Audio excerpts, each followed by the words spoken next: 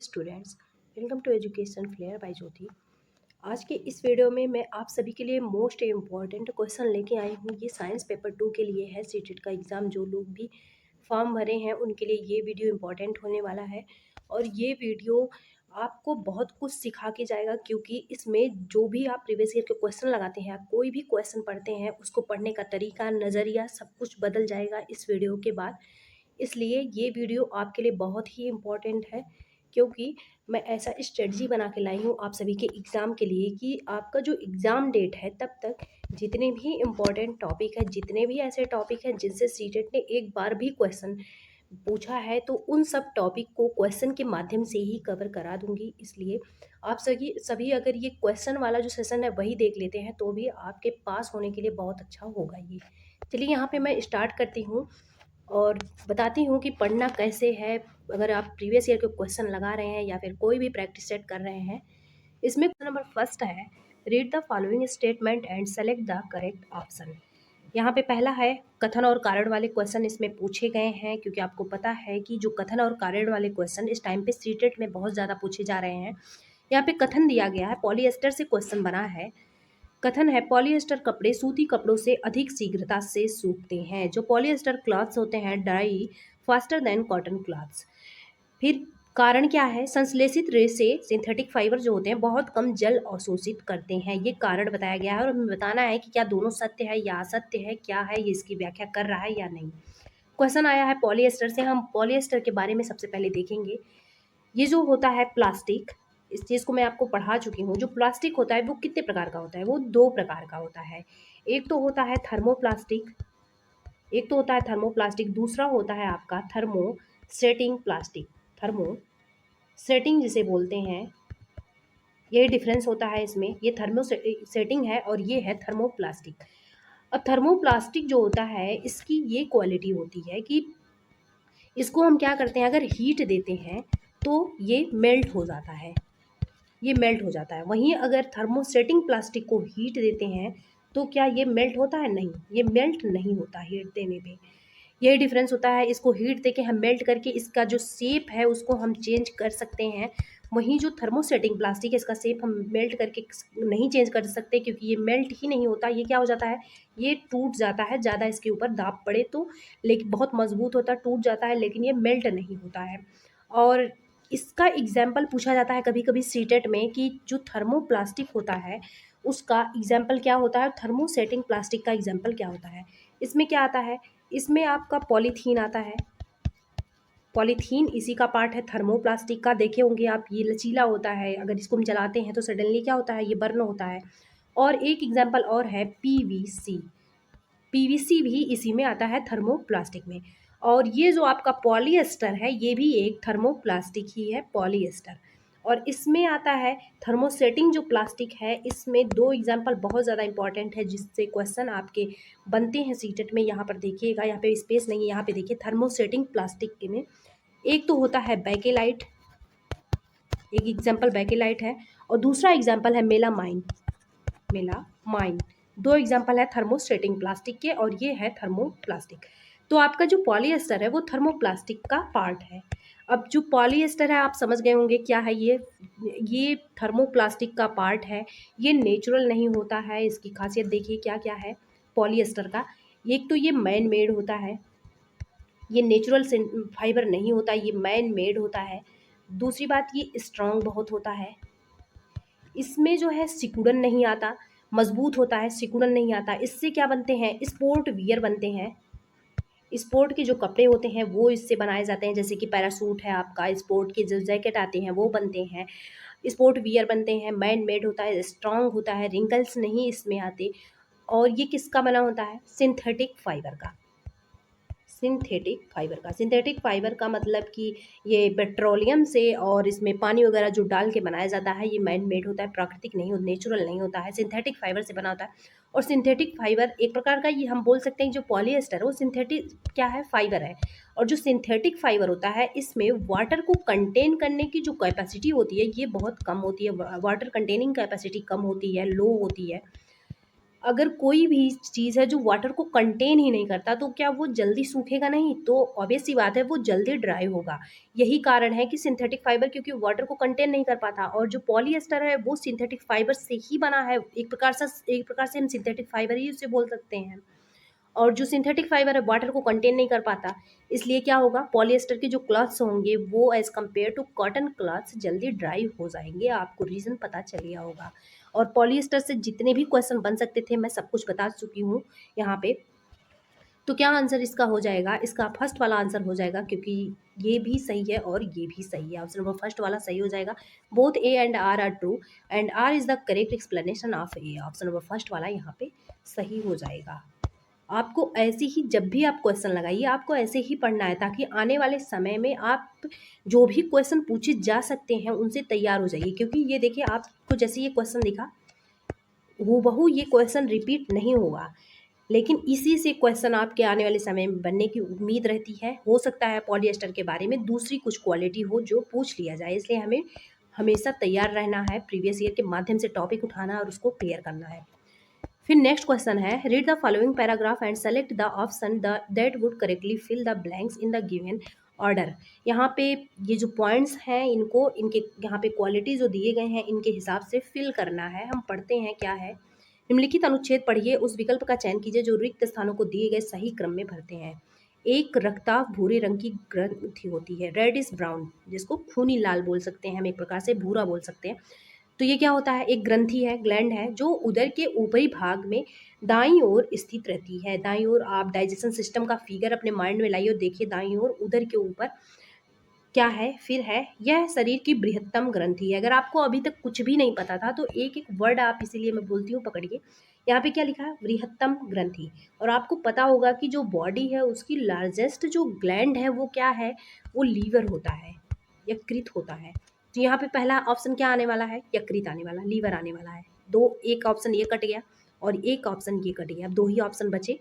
फिर है, यह स्राव करती है, जो लीवर होता है इससे क्या स्राव होता है, इससे स्राव होता है पित्त। फिर है, यहाँ पे क्या आ जाएगा सेकंड पे, ये यहाँ पे भी ये है, जिसका भंडारण आपको पता होगा, जो पित्त होता है इसका भंडारण कहाँ पे होता है, इसका जो भंडारण होता है वो गॉल ब्लैडर में होता है, पित्ताशय जिसे बोलते हैं, यहाँ पे होता है। फिर दोनों में मिल रहा है। फिर लास्ट में, यह के पाचन में महत्वपूर्ण भूमिका निभाती है। अब मेन जो आपको एलिमिनेट करना था वो फैट और प्रोटीन के बारे में, अगर आपको पता होगा कि इसका पाचन कहाँ होता है तो आप इस आंसर को लगा सकते थे आराम से। तो जो लीवर होता है यहाँ पे, जो पित्त होता है वो किसका जो है पाचन करता है, फैट का, ना कि प्रोटीन का। यहाँ पे क्या आ जाएगा, फैट। ऑप्शन नंबर सेकंड वाला सही हो जाएगा, फैट। सेकंड ऑप्शन यहाँ पे सही है। अब यहाँ से जो क्वेश्चन और भी बन सकते हैं हम उसको देखेंगे। सेकंड वाला सही है। अब आपको जो प्रोटीन है इसका पाचन का प्रोसेस देखना है कि इसका डाइजेशन प्रोटीन जो है इसका होता कैसे है। एक क्वेश्चन आपके सीटेट में बनता है कि जो आपका पेट होता है, स्टमक होता है, इससे कौन सा हार्मोन, कौन सा रस जो है स्रावित होता है, तो क्या होता है, हाइड्रोक्लोरिक एसिड या Cl इससे निकलता है। और क्या निकलता है, और एक पेप्सिन नाम का एंजाइम निकलता है, पेप्सिन नाम का। ये जो पेप्सिन एंजाइम है यही क्या करता है, प्रोटीन का पाचन करता है। नोट कर लीजिएगा अगर नहीं पता होगा। प्रोटीन का पाचन कौन करेगा, पेप्सिन करेगा। और जो HCl होता है वो भोजन को छोटे छोटे टुकड़ों में तोड़ देने का काम करता है। वहीं जो पेप्सिन होता है, दोनों किससे निकलते हैं, स्टमक से निकलते हैं। वहीं जो पेप्सिन होता है ये क्या करता है, ये प्रोटीन को कन्वर्ट करता है किसमें, अमीनो एसिड में, मतलब कि प्रोटीन का डाइजेशन करता है। अब पेप्सिन का मैं फंक्शन यहाँ पे इंपॉर्टेंट है, एक तो पॉइंट याद रखिएगा, जो स्टमक होता है कौन सा हार्मोन रिलीज करता है, HCl प्लस पेप्सिन, दोनों नोट डाउन कर लीजिएगा। अब हम पेप्सिन के बारे में देखते हैं, प्रोटीन के पाचन के बारे में। जो प्रोटीन होता है, यहाँ पे प्रोटीन है, इसका पाचन कौन करेगा, पेप्सिन करेगा, पेप्सिन हार्मोन करेगा। और ये पेप्सिन प्रोटीन को किस में कन्वर्ट करता है, एमिनो एसिड में, एमिनो एसिड में ये कन्वर्ट कर देता है। इसी से क्या होता है, प्रोटीन का पाचन होता है। कभी कभी क्वेश्चन बनता है कि प्रोटीन के पाचन में प्रोटीन जो होता है वो किस में कन्वर्ट होता है, तो एमिनो एसिड में कन्वर्ट हो जाता है। इस बात को आप याद रखिएगा, सबसे ज़्यादा इम्पोर्टेंट है। यहाँ पे आपको पता ही चल गया, सेकंड ऑप्शन सही है। नेक्स्ट क्वेश्चन हम देखते हैं। यहाँ पे ये देखिए, इंसुलिन, यहाँ से भी क्वेश्चन बनता है। जो इंसुलिन होता है वो कहाँ से निकलता है, पैनक्रियास से, जिसे हम क्या बोलते हैं हिंदी में अग्न्याशय, यहाँ से स्रावित होता है इंसुलिन। फिर नेक्स्ट क्वेश्चन है यहाँ पे, read the following paragraph and select the option which would correctly fill the blanks in the given order. फिर वही ऑर्डर में हमें क्या करना है, फिल करना है। और ये क्वेश्चन किससे आया है, फसल से आया है। क्वेश्चन आपका फसल से आया है। देखते हैं हम यहाँ पे, अगर आपको जायद, खरीफ और वो जो फसल है क्या बोलते हैं एक रबी, इनके बारे में पता होगा तो इस क्वेश्चन का आंसर आप आराम से दे पाएंगे। यहाँ पे है, भारत में फसल में विविधता के बावजूद फसलों के दो बड़े स्वरूपों की पहचान की गई है। जो फसलें नवंबर के मध्य में बोई जाती हैं और अप्रैल में काटी जाती हैं। नवंबर के मध्य में मतलब कि किस फसल की बात हो रही है, रबी की फसल की बात हो रही है। आप अपने हिसाब से दिमाग में लगाइए कि जब नवंबर का मंथ आता है तो क्या बोया जाता है, सरसों, गेहूं, चना, मटर, यही सब बोया जाता है। तो ये कौन सा फसल है, ये रबी का फसल है। जैसे देखिए रबी हो गया, यहाँ पे रबी का फसल किस में बोया जाएगा, नवंबर में बोया जाएगा। काटा किस में जाएगा, अप्रैल और मई में काटा जाएगा।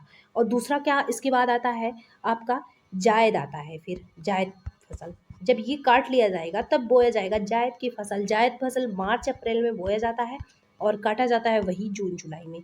फिर जो खरीफ वाला जून जुलाई में फिर जो खरीफ वाला फसल है, खरीफ वाला फसल जून जुलाई में बोया जाता है। मतलब कि धान गेहूँ जिसको हम कह सकते हैं, गेहूँ नहीं, धान बाजरा वगैरह बोया जाता है। ये बोया जाता है खरीफ के फसल में और काटा कब जाता है, अक्टूबर और नवंबर वाले मंथ में, जो अभी चल रहा है इस टाइम पे। तो आपको समझ में आ गया होगा तीनों फसलों को। रबी का फसल ठंडी में, नवंबर में।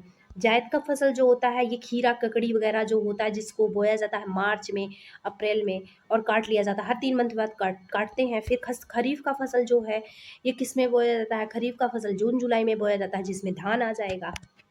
यहाँ पे हम क्वेश्चन करते हैं, जो फसलें नवंबर के मध्य में बोई जाती हैं क्या हो जाएंगी, रबी। पहला ऑप्शन रबी होगा। फिर और अप्रैल मई में काटी जाती हैं वे कहलाती हैं, वो उसमें क्या आएगा, धान सरसों होगा या गेहूं सरसों होगा। ऑप्शन वो फर्स्ट वाला यहाँ पे सही हो जाएगा, गेहूं और सरसों, फर्स्ट वाला सही हो जाएगा, क्योंकि गेहूं के साथ सरसों बोया जाता है ना कि धान। इससे भी आप दिमाग लगा सकते थे। जो धान है वो किस में आ जाएगा, धान आपका आएगा खरीफ के फसल में, जिसको जून जुलाई में बोया जाता है।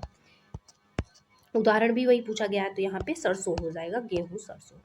अब नेक्स्ट क्वेश्चन आपका है, यहाँ पे क्वेश्चन आपका है, नीचे दिया गया मौसम चार्ट किसी भारतीय शहर के कब का है, 1991 से 2021 के पहले 7 महीने के मौसम का औसत दर्शा रहा है। 7 मंथ का औसत यहाँ पे एवरेज दिखाया जा रहा है। यहाँ पे मैक्सिमम टेम्परेचर और मिनिमम टेम्परेचर और यहाँ पे जो आर्द्रता है वो चीज़ें दिखाई जा रही हैं। और आपको बताना है मैक्सिमम मिनिमम टेम्परेचर को पकड़ के कि किस शहर का हो सकता है। तो यहाँ पे हम देखेंगे सबसे अगर ऐसे क्वेश्चन आपके एग्जाम में आते हैं तो इसको करने का एक ही तरीका होता है कि आप मैक्सिमम वाले में जाइए और जो सबसे ज़्यादा है उसको क्या कर दीजिए, उसको हाईलाइट कर लीजिए। यहाँ पे सबसे ज़्यादा कौन है, ये है 38.8 डिग्री सेल्सियस, ये सबसे ज़्यादा है। तो किस शहर का जो टेम्परेचर होता है वो 38 और 40 डिग्री सेल्सियस तक पहुँच जाता है, ये देखना है आपको। सबसे मैक्सिमम कितना निकला, ये निकला। फिर हम मिनिमम देखेंगे, मिनिमम कहाँ कहाँ है, यहाँ पे मिनिमम वाले में देखिए ये है 7.5। मिनिमम कितना है, 7.5 डिग्री सेल्सियस। ये टेम्परेचर का डिफरेंस आप देख रहे हैं कितना है, बहुत ज़्यादा है। हम ऑप्शन बाई ऑप्शन जाएंगे। कोच्चि कहाँ पड़ता है, ये केरल में पड़ता है। चेन्नई किधर पड़ता है, ये समुद्री वाला जो भारत का एरिया है, ऐसे ऐसे ही तो अपना इंडिया का नक्शा है। यहाँ पे क्या है, तमिलनाडु चेन्नई, और यहाँ इधर केरल कोच्चि है। और जो ये कौन से एरिया है, ये समुद्र के किनारे वाले एरिया है। और आपको पता होगा कि जो समुद्र के किनारे वाला एरिया होता है वहाँ पे ना ज़्यादा ठंडी पड़ती है और ना ही ज़्यादा गर्मी। तो यहाँ पे जो इतना डिफरेंस है टेम्परेचर, मतलब वहाँ पे टेम्परेचर एक सा रहता है। तो यहाँ पे जो इतना डिफरेंस है टेम्परेचर में, इससे आप इन दोनों को काट सकते हैं कि यहाँ पे वहाँ पे इतना डिफरेंस नहीं होता है। अब 2 ऑप्शन आपके बचे, एक तो करनाल, करनाल है कहाँ, हरियाणा में है, और दूसरा बचा आपका शिमला। इन दोनों में से आपको देखना है कि कौन सा ऑप्शन सही हो सकता है। चलिए हम देखते हैं कौन सा ऑप्शन यहाँ पे सही हो सकता है। शिमला की बात करते हैं हम, एलिमिनेशन मेथड से जाना है जब आपको कुछ भी ना पता रहे। शिमला जो होता है आपको पता होगा, शिमला हिमाचल प्रदेश में पड़ता है और हिमाचल प्रदेश में जो टेम्परेचर है वो निगेटिव में चला जाता है। जो मिनिमम टेम्परेचर है वो निगेटिव में चला जाता है। यहाँ पे मिनिमम टेम्परेचर पॉजिटिव में ही है, इतना टेम्परेचर तो बहुत है शिमला के लिए। -10 डिग्री सेल्सियस तक वहाँ पे टेम्परेचर चला जाता है। और जबकि यहाँ पे मिनिमम टेम्परेचर 7.5 ओनली है और यहाँ पे निगेटिव में चला जाता है, मतलब कि ये भी नहीं होगा। तो एक ही ऑप्शन बचता है करनाल, हरियाणा। और वहीं टेम्परेचर में इतनी जो है इतने डिफरेंसेस देखते हैं कि गर्मी में इतना हो जाए और ठंड में इतना हो जाए। ऑप्शन नंबर थर्ड वाला यहाँ पे सही हो जाएगा। इस टाइप के क्वेश्चन करने का तरीका आपको आ गया होगा कैसे करना है एलिमिनेट करके। नेक्स्ट क्वेश्चन है, read the following statement and select the correct option. यहाँ पे स्टेटमेंट को पढ़ना है और ऑप्शन को क्या करना है, सिलेक्ट करना है। स्टेटमेंट क्या है, पहला है ए जो है, phosphorus is stored in kerosene. क्या जो फास्फोरस होता है उसको केरोसिन में स्टोर किया जाता है।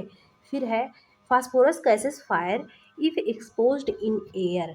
वायु के संपर्क में फास्फोरस आग पकड़ लेता है। तो ये तो सही है, वायु के अगर ये संपर्क में आता है तो आग पकड़ लेता है, जलने लगता है। इसी वजह से हम इसको केरोसिन में या फिर वाटर में करके क्या करते हैं, रखते हैं। अब हम देखेंगे केरोसिन में इसको रखते हैं भी हैं या नहीं, या वाटर में रखते हैं, अभी हम देखते हैं।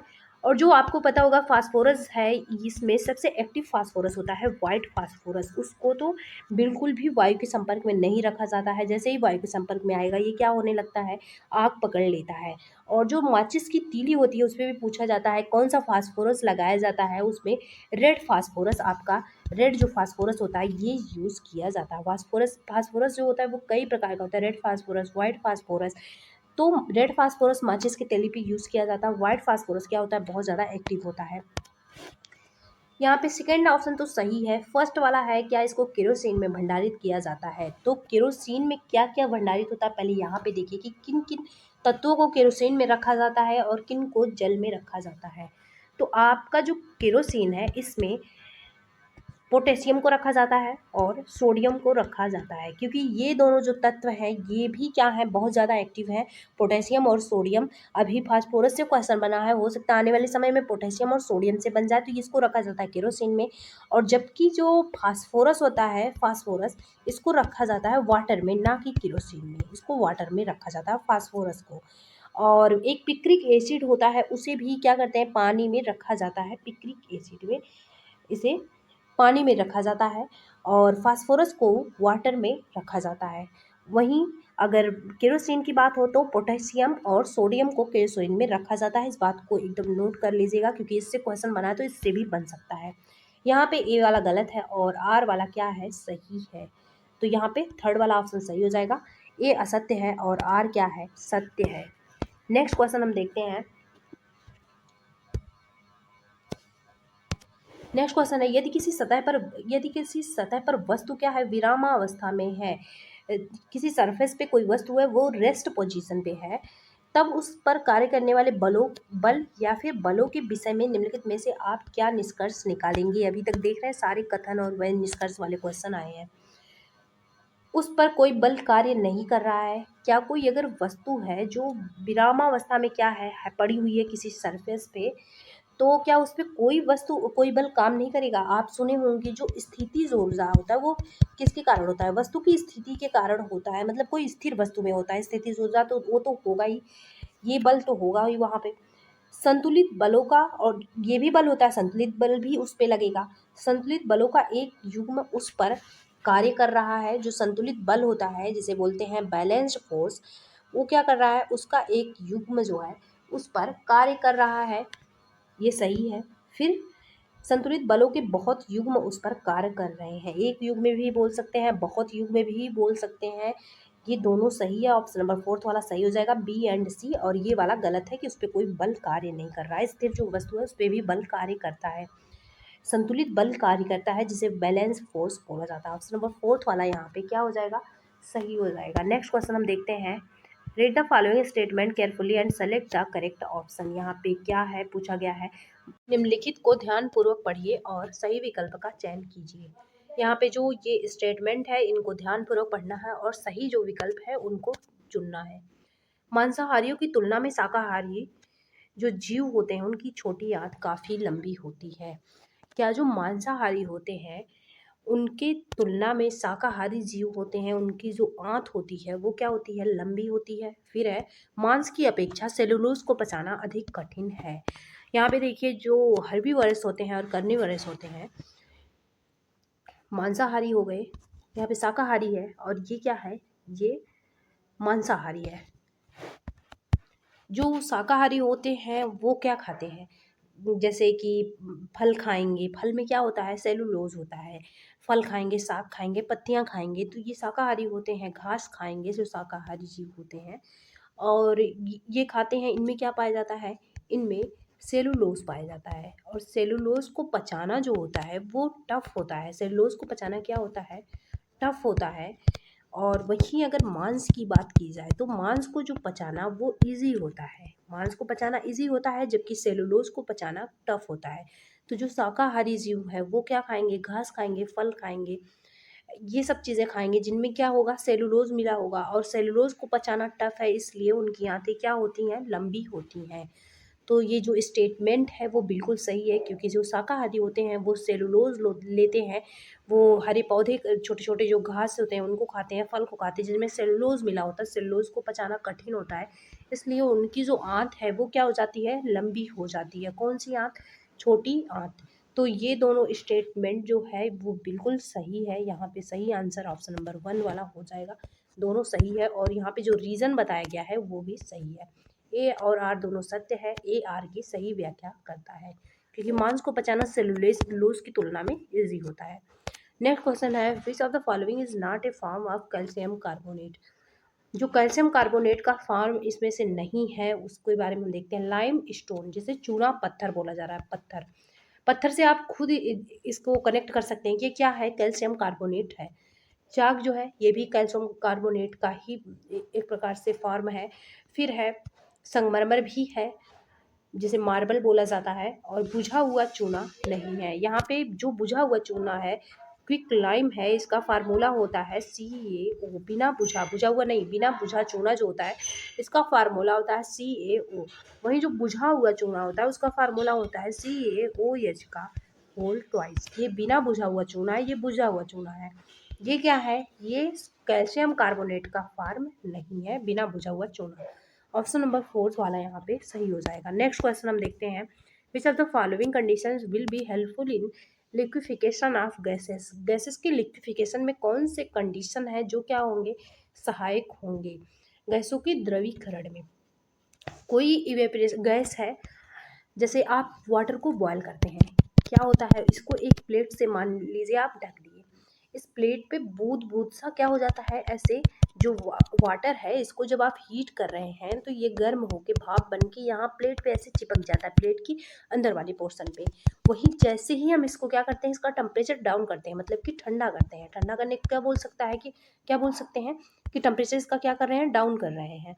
और जो दाब है उसको क्या कर रहे हैं, प्रेशर को इंक्रीज कर रहे हैं। तो क्या होगा, वो जो भाप है, जो गैसेज है, वो किस में बदल जाएगा, वो फिर से पानी में बदल जाएगा। पानी का मतलब है फिर से लिक्विड में बदल जाएगा। तो वही है द्रवीकरण, मतलब गैस का लिक्विड में कन्वर्जन। यहाँ पे देखिए दूसरे तरीके से, जो गैस है, अभी जो मैं बताई कि गैस ऐसे प्लेट पे बूंद बूंद के रूप में हो जाता है, गैसेस जो है प्लेट पे आके टकराते हैं, फिर क्या होता है, जैसे ही टेम्परेचर आप डाउन करेंगे, प्रेशर इंक्रीज करेंगे, क्या होगा, ये गैसेस किस में बदल जाएगा, फिर से वाटर में बदल जाएगा। वाटर का मतलब है लिक्विड में बदल जाएगा। तो क्या हो रहा है, ये यही कहलाता है, ये प्रोसेस जो है यही लिक्विफिकेशन कहलाता है। इसमें क्या होना चाहिए, टेम्परेचर इंक्रीज होना चाहिए। टेम्परेचर इंक्रीज नहीं, डिक्रीज, ये देखिए एरो, टेम्परेचर जो है इसको डिक्रीज होना चाहिए और प्रेशर को इंक्रीज करना चाहिए, तब होगा आपका लिक्विफिकेशन। एग्जाम्पल के तौर पे आप वाटर को लेके खुद भी रिलेट कर सकते हैं। तापमान में वृद्धि गलत है, इसमें आप कर लीजिएगा टेम्परेचर डाउन, प्रेशर अप रहेगा। ताप एवं दाब दोनों में वृद्धि गलत है। तापमान में ह्रास और दाब में वृद्धि, ऑप्शन नंबर 3 वाला यहाँ पे सही हो जाएगा। जो टेम्परेचर है वो डाउन किया जाएगा और जो प्रेशर है उसको क्या किया जाएगा, इंक्रीज किया जाएगा। ऑप्शन नंबर 3 वाला सही है। Decrease in temperature and increase in pressure, option number 3 वाला क्या हो जाएगा, सही हो जाएगा। नेक्स्ट क्वेश्चन हम देखते हैं, ये मिक्सचर है, इसको क्या करना है, मिलाना है। Match the mixture in column 1 with the method in column 2। Method दिया गया है ये, और ये दिया गया है मिक्सचर क्या क्या है, किस मेथड से इसको सेपरेट करना है, क्या क्या बोल रहा है, यूज टू बी सेपरेट। देखते हैं। सॉ डस्ट एंड वाटर, इस चैप्टर को मैं बहुत डिटेल में अच्छे से पढ़ाई हूँ, आप सभी देख लीजिएगा। ये थोड़ा सा जूम कर देती हूँ। क्या है पहला, बुरादा और जल। अगर जल और बुरादा मिला हुआ हो तो हम इसको क्या करेंगे, हम छान लेंगे। जैसे बोलेंगे फिल्ट्रेशन, हम फिल्टर के द्वारा फिल्टर कर लेंगे, मतलब कि छान लेंगे। तो ए में कौन सा जाएगा, ए में तीसरा वाला जाएगा। ए का हो जाएगा आपका तीसरा, यहाँ पे लिख लीजिए तीसरा। जब आप ऐसे सॉल्व किया करिए तो वहाँ पे तुरंत उसके सामने लिख लिया करिए ए में तीसरा, ताकि आपको यहाँ पे कभी कभी होता है हम सही निशान लगा लेते हैं, लेकिन ये जो चारों ऑप्शन होते हैं इसमें हमें कन्फ्यूज़न हो जाता है। फिर आयोडीन एंड सैंड, अगर ये आयोडीन और बालू मिला होगा तो क्या करेंगे हम, ऊर्ध्वपातन करेंगे, जिसे बोला जाता है सब्लिमेशन। सब्लिमेशन जो प्रोसेस होता है, पहले आप प्रोसेस समझिए सब्लिमेशन क्या है। सब्लिमेशन जैसे कि सॉलिड का डायरेक्ट गैस में कन्वर्ट हो जाना, या फिर इसका उल्टा भी होता है, गैस का सॉलिड में कन्वर्ट हो जाना बिना लिक्विड में कन्वर्ट हुए। तो वही है सॉलिड का गैस में या फिर गैस का सॉलिड में कन्वर्ट हो जाना। तो ये कौन सा आएगा, बी पे फोर्थ वाला आएगा, थर्ड के बाद फोर्थ। बी में चौथा जाएगा, ए में ये जाएगा। इसके बाद लवण और जल, साल्ट एंड वाटर। अगर साल्ट और वाटर मिला है तो इवेपरेशन करेंगे, जिसे हम बोलते हैं हिंदी में वाष्पीकरण। वाष्पीकरण क्या होता है, वाष्पीकरण इवेपरेशन जो होता है इसमें लिक्विड को गैस में कन्वर्ट करना, जैसे कि पानी का गैस में बदल जाना, लिक्विड को गैस में कन्वर्ट करना, ये होता है इवेपरेशन। इसके द्वारा किसको अलग किया जाएगा, साल्ट और वाटर को अलग किया जाएगा, साल्ट और वाटर को। तो तीसरे का सी वाले का क्या जाएगा, सी वाले का पहला हो जाएगा। फिर है दही से क्रीम, डी वाला है दही से क्रीम। दही से क्रीम अलग करने को हम बोलते हैं, इसका एग्जाम्पल होता है सेंट्रीफ्यूगेशन का, जिसे हिंदी में अपकेंद्रण बोलते हैं। अपकेंद्रण अभी मैं बता रही हूँ कब होता है, तो ये जाएगा सेकंड वाले में। ए का तीसरा, तीसरा है, फिर चौथा है, फिर पहला है, तीसरा चौथा पहला, ऑप्शन नंबर फर्स्ट वाला ही सही हो जाएगा, यहाँ पे फर्स्ट वाला सही हो जाएगा। अब आप अपकेंद्रण समझिए क्योंकि इससे क्वेश्चन बनता है, यहाँ पे फर्स्ट वाला सही हो जाएगा। ये जो अपकेंद्रण है, इसके अलावा मैं बता चुकी हूँ ऊर्ध्वपातन क्या है, वाष्पीकरण क्या है। अपकेंद्रण जिसे सेंट्रीफ्यूगेशन बोलते हैं, ये तब होता है जब कोई हैवी पार्टिकल किस में सस्पेंड हो, लाइट पार्टिकल में इस तरह से सस्पेंड हो कि दोनों को बिना मतलब कि सेंट्रीफ्यूगेशन के बिना मथे अलग ना किया जा सके, और हैवी पार्टिकल लाइट पार्टिकल में बिल्कुल सस्पेंड हुआ, सना हुआ हो। तो हम क्या यूज़ करते हैं, उसको अलग करने के लिए सेंट्रीफ्यूगेशन यूज़ करते हैं। फिर इसको क्या किया जाता है, इस प्रोसेस में मथा जाता है। मथने के बाद जो हैवी, ये मान लीजिए बीकर है, इसमें मथा गया, तो इसमें जो दूध है, मतलब नीचे वाला जो हैवी पार्टिकल है वो क्या होगा, वो नीचे बैठ जाएगा, हैवी पार्टिकल नीचे बैठ जाएगा। वहीं जो लाइट पार्टिकल होगा, जैसे कि मलाई, मलाई किस में आएगा, लाइट पार्टिकल में। ये भी कभी कभी क्वेश्चन बनता है कि इसमें हैवी पार्टिकल कौन सा होगा, लाइट पार्टिकल कौन सा होगा। तो जो हैवी पार्टिकल है, जैसे मट्ठा, ये जो छाछ होता है, और ये जो या फिर दूध से आप क्रीम निकाल रहे हैं, तो ये नीचे बैठेगा, हैवी पार्टिकल है। और जो ऊपर क्रीम आएगा, ये क्या है, क्रीम आपका लाइट पार्टिकल है। तो वही है लाइट पार्टिकल, हैवी पार्टिकल अलग हो गया। पहले ये सना हुआ था, सस्पेंडेड था, वहाँ पे किस किस प्रोसेस का यूज़ किया गया, सेंट्रीफ्यूगेशन का यूज़ किया गया, जिसे हिंदी में बोला जाता है अपकेंद्रण। समझ में आ गया होगा, इसमें पहला वाला ऑप्शन सही था।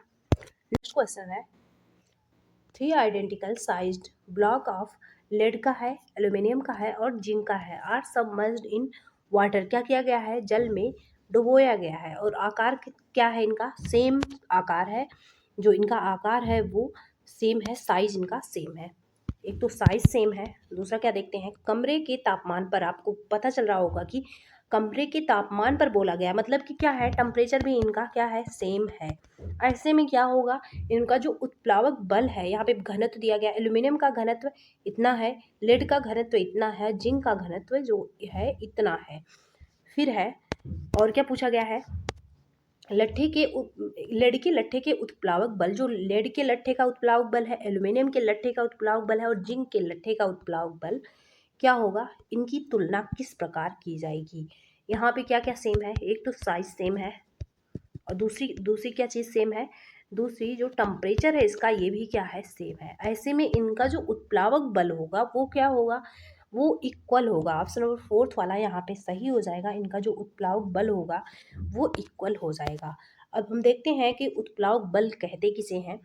ये जो उत्प्लावक बल होता है, मान लीजिए कोई वस्तु है, ये मान लीजिए नदी है या कुछ भी है, इसमें क्या है, कोई वस्तु है जो तैर रही है। अब ये वस्तु जो तैर रही है, इस पे ये जो नदी का पानी है मतलब कि लिक्विड है, ये इस पे क्या करेगा, इस पे कुछ ना कुछ बल लगाएगा। तो वही जो लगाया गया बल है इस लिक्विड तरल के द्वारा उस तैरने वाली वस्तु पर, वही होता है उत्प्लावक बल। मतलब कि जब कोई वस्तु किसी तरल पदार्थ पे तैरती है या बहती है तो उस वस्तु पर लगने वाला बल, इस वस्तु पर जो बल लगेगा, ये जो वस्तु है इस पर जो बल लगेगा किसके द्वारा, वाटर के द्वारा, वही क्या होगा, उत्प्लावक बल होगा। और तैरने के लिए आपको पता है कंडीशन होता है कि जो ये वस्तु जो द्रव को हटा रही है, विस्थापित द्रव है ये, और डूबी हुई जो वस्तु है उसका आयतन क्या होना चाहिए, इक्वल होना चाहिए। इसका फार्मूला होता है W is equal to dvg। यहाँ पे जो डी है ये क्या है, डेंसिटी है, और ये वस्तु का भार है। यही होता है इसमें टेम्परेचर, और ये समान है। फोर्थ वाला ऑप्शन सही हो जाएगा, सबका उत्प्लावक बल क्या हो जाएगा, सेम हो जाएगा। नेक्स्ट क्वेश्चन है, निम्नलिखित में से सही कथन को पहचानिए। यहाँ पे पहचानना है सही कथन को। एक अवतल लेंस वास्तविक और आभासी। यहाँ पे देखिए मैं एक दिन और पढ़ा रही थी तो आपको एक ट्रिक बताई थी, यहाँ पे इंग्लिश वाला भी देख लीजिए आप। एक ट्रिक बताई थी कि अगर आपका कॉनकेव मिरर है, ठीक है, और दूसरी तरफ क्या है, कॉन्वेक्स मिरर है, इसमें जो इमेज बनेगा वो रियल बनेगा और इन्वर्टेड बनेगा। रियल बनेगा और इन्वर्टेड बनेगा, लेकिन जब इसमें वस्तु का पोजीशन हम वक्रता केंद्र के बाद उस पोल की साइड में ले जाएंगे तो एक समय ऐसा भी आएगा जब इससे जो प्रतिबिंब है वो रियल इन्वर्टेड अभी बन रहा है, आभासी भी बनेगा, रियल इन्वर्टेड वर्चुअल भी बनेगा। तो मतलब कॉनकेव में क्या होता है, आभासी भी बन सकता है और ये जो वास्तविक है ये भी बन सकता है, आभासी और वास्तविक दोनों बन सकता है। लेकिन पहली बात तो ये है कि जो कॉनकेव मिरर है इसमें जो प्रतिबिंब होता है वो रियल बनता है और इन्वर्टेड बनता है। लेकिन एक खास कंडीशन ऐसा आता है जब उस टाइम पे इससे रियल के बजाय क्या बनता है, वर्चुअल बनता है, मतलब कि रियल प्लस वर्चुअल दोनों बनता है। लेकिन ये कंडीशन रेयर है, ये ज़्यादातर होता है। और कॉन्वेक्स जो मिरर होता है इससे जो इमेज बनता है वो बनता है वर्चुअल और इरेक्ट, ये इससे बनता है। इस चीज़ को आप ध्यान रखिएगा। वहीं जो प्लेन मिरर होता है इससे जो बनता है वो सेम साइज़ का बनेगा। पहली बात तो ये है कि साइज़ सेम होगी, जितनी वस्तु की साइज़ होगी उतनी ही मिरर इमेज की साइज़ होगी, सेम साइज़ की होगी। और क्या होगा, वर्चुअल बनेगा, जिसे हम क्या बोल सकते हैं, आभासी बोल सकते हैं, आभासी बनेगा। और इससे कॉन्वेक्स से क्या बनेगा, आभासी बनेगा, आभासी और सीधा बनेगा। और वहीं इससे ज़्यादातर तो जो बनता है वो वास्तविक बनता है, वास्तविक। लेकिन एक रेयर कंडीशन होता है जब क्या बनेगा, आभासी बनेगा। तो इससे आभासी और वास्तविक दोनों बनता है। अब आप समझ गए होंगे। प्लेन मिरर से भी पूछा जाता है, याद रखिएगा, वर्चुअल और क्या बनता है, सेम साइज का। एक अवतल लेंस वास्तविक और आभासी दोनों प्रतिबिंब बना सकते हैं, गलत है। फिर है एक समतल दर्पण वास्तविक और आभासी। समतल दर्पण जो प्लेन मिरर होता है, plane mirror can form a real as well as virtual image. Real तो बना, ये वर्चुअल इमेज बनाता है, रियल इमेज नहीं बनाता। प्लेन मिरर मैं जस्ट अभी बताई हूँ, ये भी गलत है। और ये क्वेश्चन भी, ये भी आपका पहला वाला ऑप्शन भी क्या होगा, गलत होगा। फिर एक concave mirror can form a real as well as virtual image. मतलब कि जो अवतल दर्पण है वो वास्तविक और आभासी दोनों प्रतिबिंब बना सकता है। ऑप्शन नंबर थर्ड वाला यहाँ पे सही हो जाएगा। Convex mirror can form a real as well as virtual image. Real और वर्चुअल इमेज दोनों नहीं बना सकता है, ये गलत है। दोनों जो इमेज बनाता है वो अवतल दर्पण बनाता है, अभी मैं आपको बता चुकी हूँ। और जो लेंस होता है वो उल्टा होता है। जैसे कि मैं कॉनकेव मिरर की बात की हूँ, कॉनकेव मिरर की जो अभी मैं कंडीशन बताई थी, इसको आप रिवर्स करके वीडियो देख लीजिएगा। कॉनकेव मिरर का जो कंडीशन बताई थी जिसमें क्या बनता है, रियल और इन्वर्टेड बनता है, और कभी कभी एक रेयर चांस होता है जब वर्चुअल में बन जाता है। तो ये कॉनकेव जो मिरर है इसके इक्वल क्या होगा, आपका कॉन्वेक्स लेंस होगा, उल्टा होता है। लेंस और मिरर क्या होता है, उल्टा होता है। जिस जो मिरर में इमेज बनेगा उसका जस्ट अपोजिट ये लेंस वाला होता है। कॉनकेव मिरर और कॉन्वेक्स मिरर सिमिलर होते हैं, वहीं कॉन्वेक्स मिरर जो है और कॉन्वेकेव लेंस ये इक्वल होता है, मतलब सिमिलर होता है। इसका थर्ड वाला ऑप्शन सही हो जाएगा। अवतल दर्पण क्या बनाता है, वास्तविक और आभासी दोनों प्रतिबिंब बनाता है। फिर है क्वेश्चन नंबर 73 है, read the following statement and select the correct option. क्या है स्टेटमेंट, टैप वाटर जो है, नल का पानी होता है, गुड कंडक्टर ऑफ इलेक्ट्रिसिटी, क्या वो जल का सुचालक होता है, नल का जो पानी होता है। फिर है नल के जल में घुलनशील लवणों के रूप में क्या होती हैं, अशुद्धियां होती हैं। Tap water contains impurity in the form of dissolve salt. Salt अगर है, अगर जो है उसमें लवण पाए जा रहे हैं, साल्ट पाए जा रहे हैं, साल्ट का फार्मूला आपको क्या होता है, जो NaOH होता है, NaCl होता है, OH नहीं, वो सोडियम हाइड्रोक्साइड होता है। साल्ट का फार्मूला NaCl होता है। इस पे क्या होता है, चार्ज होता है Na+Cl-। क्या जो टैप वाटर है उसमें जब ये मतलब लवण मतलब नमक वाली चीज़ें पाई जाएंगी, लवण पाया जाएगा, तो उसमें NaCl मतलब पाया जाएगा, NaCl पाया जाएगा तो मतलब उस पर चार्ज भी मिलेगा। चार्ज जिसे हम आयन बोल सकते हैं, चार्ज भी उस पर होगा। और जब चार्ज होगा तो क्या होगा, विद्युत का वो इलेक्ट्रिसिटी कंडक्ट करेगा, क्योंकि मैं एक दिन बताई थी कि इलेक्ट्रिसिटी को कंडक्ट करने के लिए चार्ज चाहिए। और चार्ज वो कहाँ से मिल रहा है, इसको इस साल्ट से मिल रहा है जो कि उसमें घुला हुआ है। तो ए भी सही है और ये वाला भी सही है, AR दोनों सही है। ऑप्शन नंबर फर्स्ट वाला सही हो जाएगा। AR दोनों सत्य है, both A and R are true and R is the correct explanation of A. Next question देखते हैं, which of the following is a pair of modified root of plants. Modified roots क्या है, जड़ की बात की गई है, इसमें से जड़ क्या है ये भी बोला जा सकता है इसको। प्याज जड़ होता है। जब आप प्याज ऐसे देखते हैं, ऐसे मान लीजिए प्याज है, इसमें ऐसे रेसे निकले रहते हैं। वहीं लहसुन की बात करें, लहसुन में भी क्या होता है, ऐसे रेसे निकले रहते हैं, जिसमें नीचे जड़ ऐसे दिखे वाइट वाइट सा रेसे सा, वो प्याज, वो जड़ नहीं होता। वो क्या होता है, ये जड़ इसका ये हो गया, तो इसका जो खाने वाला भाग होता है वो क्या होता है, वो तना होता है। मतलब कि प्याज और लहसुन क्या है, ये तना है। और वहीं और देखते हैं ऑप्शन यहाँ पे, दूसरा क्या है, सलगम और गाजर। तो जो सलगम और गाजर होता है ये क्या है, ये जड़ ही है, ये रूट है, क्योंकि इसके नीचे आप ऐसे रेसे सा वाइट वाइट नहीं देखेंगे, ये खुद में जड़ है। वहीं जो गाजर है, आलू है, गाजर तो जड़ होता है, और जो आलू है वो भी क्या है, आलू तना में आता है, आलू। और वहीं स्वीट पोटैटो की बात करें तो वो तना में नहीं, वो जड़ में आ जाएगा। फिर है मटर, ये तो आपको पता ही है, बीज है मटर, तो इसमें सेकंड ऑप्शन सही हो जाएगा। नेक्स्ट क्वेश्चन देखते हैं, which of the following is a pair of bacterial diseases. इसमें बैक्टीरियल डिसीज का पेयर कौन सा है, देखते हैं। निम्नलिखित में से कौन जीवाणु रोगों का एक युग्म है, मतलब कौन से ऐसे रोग हैं जो जीवाणु से होते हैं। जिस टाइप से मैं आपको पढ़ा रही हूँ सेम टू सेम टाइप से आप भी पढ़ा करिए। जब भी PYQ लगाइए यही तरीका होता है। अगर इस तरीके से सिर्फ आप PYQ ही लगा लेते हैं, इसके अलावा कुछ भी नहीं पढ़ते, PYQ लगाते हैं, उसमें जो चीज़ें नहीं आ रही हैं सब कुछ नोट करते हैं, नई चीज़ें जितनी भी पाते हैं इस क्लास से उसको नोट डाउन करते हैं, फिर भी आप पास हो जाएंगे। यहाँ पे क्या है, निम्नलिखित में से कौन सा जीवाणु रोगों का एक युग्म है जो बैक्टीरिया के द्वारा रोग होता है, उनकी लिस्ट देखिए। एक तो टाइफाइड होता है आपका, क्या होता है, एक तो टाइफाइड होता है। दूसरा ये जो हैजा है ये भी किससे होता है, बैक्टीरिया से ही होता है, हैजा भी। TB बैक्टीरिया से होता है, निमोनिया बैक्टीरिया से होता है, टाइफाइड हो ही गया, और ये जो हैजा है ये भी बैक्टीरिया से होता है, इसको नोट कर लीजिएगा। ये इतने ऐसी बीमारियां हैं जो बैक्टीरिया से होती हैं, और भी होती हैं, वो आपका होमवर्क है कि जाके देखिए, आप सर्च करिए कौन कौन सी ऐसी बीमारियां यहाँ पे जो छूट गई हैं बैक्टीरिया से लेकिन होती हैं, क्योंकि यहाँ पे पूछा गया तो ऐसे और भी क्वेश्चन बन सकते हैं। यहाँ पे कौन सा ऑप्शन हो जाएगा, पहला ऑप्शन ही मिल रहा है। अब यहाँ पे देखिए एक बीमारी की बात हुई है, यहाँ पे क्या है, ये खसरा है, ये किससे होता है। अब खसरा जो होता है ये वायरस से होता है। वायरस से और बीमारी देखते हैं हम क्या, एक ट्रिक देखिए, जो वायरस से बीमारियां होती हैं ज़्यादातर उनके क्या लगते हैं, टीके लगते हैं, ज़्यादातर उनका वैक्सीनेशन होता है जो वायरस से होती हैं और ज़्यादा खतरनाक होती हैं वो।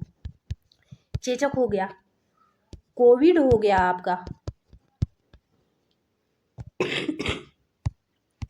कोविड हो गया। इसके बाद आपका आता है पोलियो, इसका भी वैक्सीनेशन होता है पोलियो का। रेबीज हो गया, इसका भी वैक्सीन लगता है, रेबीज हो गया, देखिए सबका वैक्सीन लगता है, खसरा का, चेचक का, कोविड का, पोलियो का, रेबीज का, और एक बीमारी है एड्स, इसका भी। तो ये सब क्या है, ये सब वायरस से होने वाले बीमारी हैं, नोट करिएगा इसको। और एक क्वेश्चन पूछा जाता है जिसको जानना बहुत ज़्यादा ज़रूरी है, जो जुकाम बुखार इस टाइम पे वायरल चीज़ें चल रही हैं, जुकाम जो होता है ये किससे होता है, ये वायरस से होता है, बैक्टीरिया से होता है, किससे होता है, ये क्वेश्चन पूछा गया है। हालांकि इस एग्जाम में नहीं पूछा गया है, लेकिन जो है जूनियर लेवल के एग्जाम में, मेन एग्जाम में पूछा गया था, जैसे सुपर टेट टाइप का। जुकाम जो है ये होता है वायरस से, जुकाम जो होता है ये वायरस से होता है। वायरस का नाम क्या है? Rhino virus. राइनो वायरस, इसी से जुकाम आपका होता है, राइनो वायरस से जुकाम। खसरा हो गया वायरस से, चेचक आपका वायरस से, ये एड्स वगैरह सारे वायरस से। अब एक और बीमारी प्रोटोजोआ से देख लेते हैं हम। प्रोटोजोआ से कौन कौन सी बीमारियां होती हैं? अब आपका काम है बस सुनते मत जाइएगा, नोट्स कर लीजिएगा, क्योंकि सब कुछ याद नहीं रह सकता एग्जाम तक। मलेरिया, मलेरिया किससे होता है? प्रोटोजोआ से होता है। एक सोने की बीमारी है जो बहुत पूछी जाती है, ट्रिपनोसोमा। ट्रिपेनोसोमा ये क्या होती है? ये नींद की बीमारी है, इसमें नींद लगती है ज़्यादा, शायद आप देख लीजिएगा क्या होता है। ट्रिपेनोसोमा नींद से संबंधित बीमारी है और ये किससे होता है? प्रोटोजोआ से होता है। Okay, malaria, Trypanosoma. क्वेश्चन आपका है, एक चुंबक को लंबाई में 4 बराबर भागों में काटा जाता है। कोई मैग्नेट है, मैग्नेट चैप्टर में पूरा कंप्लीट करवा चुकी हूँ, पढ़ लीजिएगा। A magnet is cut into 4 equal parts of length wise. ये लेंथ है मैग्नेट का, इसको 4 इक्वल पार्ट में क्या कर दिया गया है? काट दिया गया है। हो गया 4 पार्ट। हाउ विल द पोल, इसका जो पोल है, strength of the new pieces, जो न्यू पीसेस हैं इनका जो पोल है, नए पीस जो बने हैं, इनका जो ध्रुव है, आपको पता होगा चुंबक में 2 ध्रुव होता है, नॉर्थ होता है, साउथ होता है। Compare with the pole strength of the original magnet. इनका जो है, जो ये पूरा मैग्नेट है, इसका इसका जो पोल का स्ट्रेंथ होगा और ये जो अलग अलग मैग्नेट है इनका जो पोल का स्ट्रेंथ होगा वो क्या होगा? ये 4 पार्ट में डिवाइड है, इसलिए ये क्या हो जाएंगे? स्ट्रेंथ में 1/4 हो जाएंगे। मतलब कि जो मूल चुंबक है, जो पूरा चुंबक है, पीएस मैं बोल दे रही हूँ इसको, ये जो पूरा पार्ट है और इसका जो अलग अलग पार्ट वाला चुंबक है वो क्या हो जाएगा? 4th पार्ट हो जाएगा, 1/4 हो जाएगा पूरे पार्ट का, 1/4 हो जाएगा। चलिए यहाँ पे ऑप्शन देखते हैं। प्रत्येक नए टुकड़े की ध्रुव शक्ति मूल चुंबक के समान होगी। गलत है, समान नहीं होगी, 1/4 हो जाएगी। प्रत्येक नए टुकड़ों की ध्रुव शक्ति मूल चुंबक से 1/4 होगी। बिल्कुल सही है, ऑप्शन नंबर सेकंड वाला यहाँ पे सही हो जाएगा। 1/4 1/4 हो जाएगी कंप्लीट मैग्नेट के पोल की स्ट्रेंथ की, तो ये सेकंड वाला सही हो जाएगा। आधी नहीं होगी, 4 गुना नहीं, जितने टुकड़े उतनी गुना हो जाएगी। नेक्स्ट क्वेश्चन हम देखते हैं। ये न्यूमेरिकल पूछा गया था, अक्सर पूछ लिया जाता है, और न्यूमेरिकल आता भी किस चैप्टर से? समय चाल दूरी से। औसत गति यहाँ पे देखिए पूछा गया है, एवरेज स्पीड। एक लड़की अपने घर से 10 किलोमीटर की दूरी पर स्थित अपने मित्र के घर, दूरी कितनी है? अब आप अगर डिटेल में जाएंगे तो इसमें बड़ा फार्मूला लगेगा, उससे अच्छा है मैं अभी एकदम शॉर्ट तरीका बता रही हूँ, इससे आप लगा लेंगे। डिस्टेंस कितना है? 10 किलोमीटर। दूरी पर स्थित अपने मित्र के घर पहली स्पीड कितनी है? v1 कितना है? 12 किलोमीटर पर आवर की गति से साइकिल पर जाती है, वापस किससे आती है? रिटर्न किस स्पीड से आती है? 18 किलोमीटर पर आवर से। ये हो गया, 2 स्पीड आपको मिल गई। इस पूरी यात्रा में उसकी औसत गति, जब भी एवरेज स्पीड पूछी जाए और 2 स्पीड आपको दिया रहे जाने का आने का, तब हम क्या फार्मूला लगाएंगे? 2v1 इंटू v2 अपान v1 प्लस v2। इस फार्मूला को याद रखिएगा। यहाँ पे डिस्टेंस से कोई मतलब नहीं है, डायरेक्ट v1 v2 से ये आ जाएगा। 2v1 इंटू v2 अपान v1 प्लस v2। अगर नहीं पता होगा तो नोट कर लीजिएगा। 2v1 क्या है, यहाँ पे कलर चेंज कर लेती हूँ। v1 है 12 इंटू 18 अपान 12 प्लस 18। ये कितना हो जाएगा? 12 प्लस 18 30 हो जाएगा। और इसमें हम कर लेते हैं थोड़ा सा काटने वाला काम। 12 हो गया इंटू 18 हो गया अपान कितना हो जाएगा? 30। ये 30 दिख नहीं रहा होगा, काट देती हूँ मैं। पता चल गया आपको फार्मूला? 2v1 v2 अपान v1 प्लस v2। 2 हो जाएगा 12 इंटू 18 हो जाएगा अपान 12 प्लस 18 हो जाएगा। कितना हो जाएगा? 12 प्लस 18 30 हो जाएगा, नीचे 30 आ जाएगा। 2 इंटू 12 इंटू 18 हम काट लेते हैं, इसको हम 3 से काट लेते हैं। ये 10 बार में कट जाएगा, ये 4 टाइम में कट जाएगा। ऊपर कितना? नीचे 10 को रहने दीजिए, हम डेसिमल में कन्वर्ट कर लेंगे लास्ट में। ऊपर कितना बचा? 4 इंटू 2 8 हो जाएगा, इंटू 18 अपान 30। 18 8 144। 14 अपान 10। अब आपको पता है कि 144 अपान 10 का क्या मतलब है? एक अंक पे हम दशमलव लगा देंगे। 14.4 कर लो, नहीं मिल रहा ऑप्शन में तो 4 के आगे भी कोई डिजिट आएगा तो 4 में 1 जुड़ जाएगा, मतलब कि हो जाएगा आपका 14.5।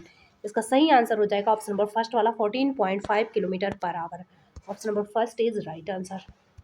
14.5 किलोमीटर पर आवर इसका सही आंसर हो जाएगा। आपको फार्मूला मैं बता दी हूँ, यहाँ पे डिस्टेंस बस आपको ऐसे ही दिया गया है। इससे अगर डिस्टेंस को यूज़ करके आप लगाएंगे तो लंबा मेथड होगा, इससे आपका टाइम बचेगा। सबसे पहला जो सीटेट में पास होने का ट्रिक होता है, ये क्या होता है, टाइम को जितने ज़्यादा आप बचा सकें बचा लीजिए, क्योंकि इस बचाने के लिए क्या करना होगा, आपको स्मार्ट वर्क करना होगा। हार्ड वर्क तो ज़रूरी है, साथ में अगर स्मार्ट वर्क नहीं होगा तो हार्ड वर्क से ओनली निकलने वाला नहीं है। स्मार्ट वर्क करेंगे, इससे क्या करेंगे, आप अपने टाइम को बचाएंगे और टाइम को अपने ऐसे क्वेश्चन पे लगाएंगे जो क्वेश्चन आपको नहीं आ रहा है, छूट जा रहा है। इस प्रकार से आपका जो नंबर होगा और ज़्यादा गेन होगा। ओके, अगर आप केवल इसी सेशन से बने रहते हैं कि जो मैं सीरीज लाती हूँ क्वेश्चन वाला, आपके पीवाईक्यू के माध्यम से जो भी इंपॉर्टेंट टॉपिक है उनको थ्योरी वाला पोर्शन भी मैं कराई हूँ, लेकिन पीवाईक्यू जो वाला जो पोर्शन है उसका प्लेलिस्ट भी बनाई हूँ, आप सभी देख लीजिएगा। वहीं जो पीवाईक्यू वाला पोर्शन, अगर आप कुछ भी नहीं पढ़ पा रहे हैं फिर भी मैं सारे टॉपिक जो है क्लियर करा दे रही हूँ पीवाईक्यू के माध्यम से। इसलिए आप सभी केवल इसी क्लास से बने रहते हैं, ये वाला सेशन आपके एग्जाम तक कोई ऐसा टॉपिक छूटेगा नहीं जिससे क्वेश्चन बने और मैं पढ़ाई नहीं ना हो, तो इसलिए आपका टोटल कवर हो जाएगा। ओके, अगर क्लास पसंद आए आप सभी को तो सब शेयर कर लीजिएगा, सब्सक्राइब कर दीजिएगा। Okay, thanks for watching.